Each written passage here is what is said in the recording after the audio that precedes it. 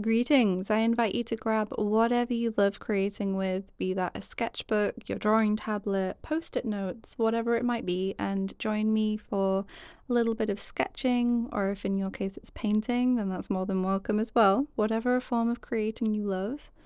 I am going to be sketching today though in my sketchbook. This is a Royal Talens Art Creation sketchbook, and I'm drawing with a deep scarlet red Polychromos colour pencil. So we've got some long named things here today. I am only using the colour pencil to sketch with, so you can see that I laid out some light lines, and that's because this pencil is non-erasable. If you erase very, very light lines, you can usually lift up most of it, which is why I have that creepy cat eraser hiding at the top there. That's in case I do decide to erase any really light lines, which I think I do at least once, but no more than twice, probably, from what I remember anyway. I am drawing polar bears today, if you cannot guess from the footage so far. That's because I had polar bears on the brain after going to Yorkshire Wildlife Park and to Project Polar, so I wanted to get some of that out in the sketchbook. And it's also helpful prep work, because if you saw my video where I showed what I did when painting and drawing at Yorkshire Wildlife Park, I talked about how I was going to turn the painting I did into a studio painting. So I've been using all of this inspiration to also help me brush up on polar bears so that I have good groundwork for starting that painting. I am also very nearly done with this sketchbook, which is very exciting because that means another one to join the pile and a new sketchbook being started. You probably heard my wrist click there. That was my drawing wrist. I am currently, as of today, me doing the voiceover, not me doing the sketch you're seeing. The me doing the voiceover is currently finishing the sketchbook today. I'm on the last spread that I am working away on in between other things today, and assuming I finish it today, the sketchbook will be done. So that means it will have taken me just about 10 months, because I started this at the beginning of June 2024 and today is the very beginning of April, so roughly 10 months. I use multiple sketchbooks at once. I try to keep it to a reasonable amount because I've found that I like to have multiple, but too many is detrimental to me as well. So I've experimented with keeping different amounts of sketchbooks over the course of me learning about what I need in a sketchbook. I've tried only keeping one. I've tried having a few for different mediums. I've tried doing it by subject. I've tried having as many sketchbooks as I feel the urge to start. And I have found that there is a sweet spot for me. It fluctuates a little bit, but it tends to stay within around maybe 4 or 5 sketchbooks. And that's mainly down to the mediums. So Royal Talens Art Creation sketchbooks, the one that I am using in this video, I love using for dry media and drier ink. So when I say drier ink, I mean ink like Microns and the Sakura Pigma FB brush pens and the Kuretake Bimoji brush pens, but not very wet pens like, say, most fountain pens or the Pilot Pocket brush pen. Those are too wet for this paper for my personal tastes, and the paper doesn't handle that as well as I would like. I also don't tend to ink too much on this paper because when I do ink illustrations, I like to use whiter paper, and this is cream paper. But I really love using cream paper for most of my daily sketching, so things like studying and just getting creative ideas out, doing thumbnailing, ideation, all of that, the meat of my practice, I like using cream paper for. I'm going on a massive rant about sketchbooks, I apologise. But I like to have different options basically. So currently I have this sketchbook, this yellow sketchbook that is nearly finished. I have an accordion hot press watercolor paper sketchbook that I recently started, and that is my more watercolor based sketchbook because, again, watercolor paper, but I am also enjoying doing ink on that paper and just leaving it without watercolor. So that has a more sort of medium focus. Then I have the sketchbook that fell in mud and a puddle. That one has kind of like a hybrid purpose. Again, it's more on the ink, and I've been enjoying it for doing more finished illustrations when it comes to ink and graphite. There we go. My brain just disconnected for a moment. So that one's more for sort of finished pieces, but I do occasionally do rough work in there as well, so kind of hybrid. But with the Royal Talens Art Creation sketchbooks, for me, these are my everything sketchbooks, but especially studying, rough work, thumbnailing, note taking, all of that goes in here, but occasionally I will do finished drawings in it as well. So I've got, let me see, did I count them all? So I mentioned 3. I do also have an Etcher cold press watercolor sketchbook, and that one is watercolor. That one is just a watercolor sketchbook. I use it for watercolor studies and experimenting with limited palettes, exploring triads and things like that. So that one is a purely watercolor sketchbook. That one I've been using for a really long time, and I just dip in and out of when I need a place to experiment. But so I am kind of using that one, but that one's a dip in and out one. So I guess the 3 that I'm mainly using are the yellow one you're seeing, the one that fell in mud, and the hot press accordion. So at the moment I'm using 3 actively and a 4th passively. And that's doing okay for me at the moment. I feel like I have a nice range of things to reach for without it feeling too overwhelming. When I use a lot of sketchbooks, sometimes it can feel like none of them are ever ending because I have so many. At one point, I was using, what was the worst amount I've ever used? Well, I don't want to use the word worst, but the probably too many for me was when I was at about 10. 10 was a lot. 10 was not working for me. So yeah, it's all about finding the sweet spot for yourself.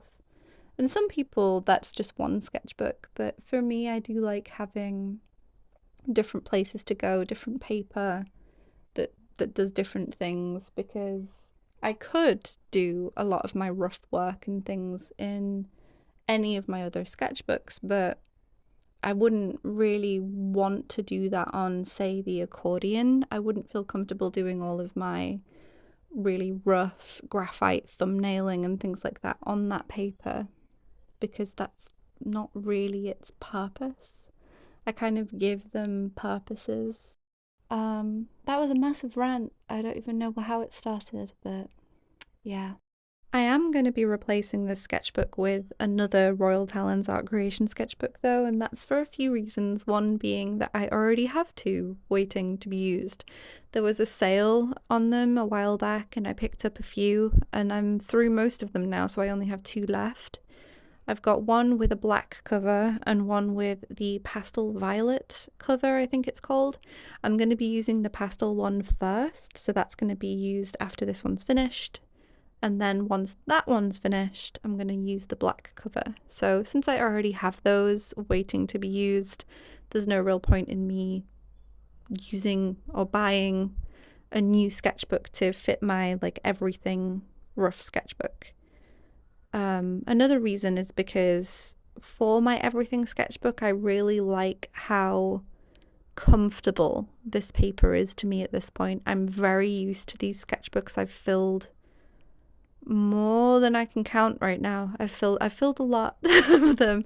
So I'm very familiar with what each medium I like to use feels like on this paper, what I might not use on this paper. I'm very, very familiar with it. So I don't feel like I have to think about what I'm using anymore. It just comes intuitively, based on all of the experience I have with it. Eventually, inevitably, this paper probably won't exist in however many years from now, but for the moment, it is easily accessible to me. It's very cheap where I am, especially if I can find it on sale. So it's perfect for me when it comes to the place I go to for all of my rough work, my studying, everyday sketching, and then also occasionally, again, some more sort of finished drawings.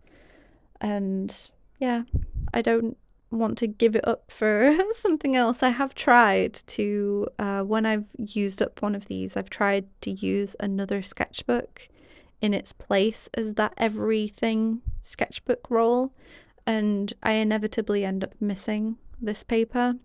So for while I have it accessible to me, I do want to just keep reaching for this one at this point. I think it's definitely not for everyone, this sketchbook. I do want to say that. I'm not telling you to go out and buy anything. I never try to come across that way when I'm talking about any art supply. I do recognize that every single artist has different preferences. So for me, though, the sketchbook works very well for a lot of my needs, but it doesn't fit some needs, and for those needs I require other sketchbooks, basically, to again make a short story long. But hopefully me ranting is helping you zone out and do some of your own creating. I love ranting about art supplies, as many of you know, so it's a little treat to be able to rant about sketchbooks though this time.